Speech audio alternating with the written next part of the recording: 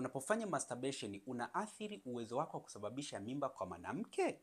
Kufanya masturbation hakuathiri uwezo wa mwanaume kusababisha mimba kwa mwanamke moja kwa moja. Nisikilize kwa makini. Iko hivi. Zaidi, masturbation inasababisha ile mishipa ya damu katika maumbile yako ya kiume kulegea. Na hii ni kivipi? Ile ngozi ya maumbile yako ya kiume haijatengenezwa special kwa kuguswa au kwa kushikashika na ngozi ngumu ya viganja vya mikono.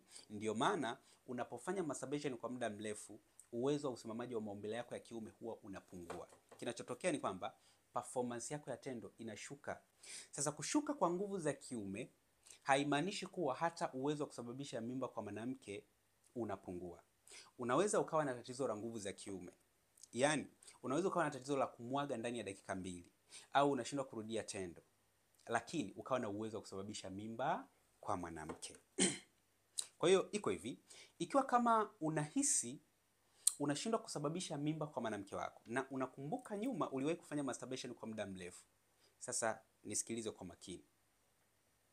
Nenda hospitali kafanye vipimo vya semen analysis ili kujua ubora wa mbegu zako za kiume na uwezo wa kusababisha mimba kwa mwanamke. Na kama utahitaji msaada zaidi, basi tutawasiliana. Nitakusaidia. Karibu.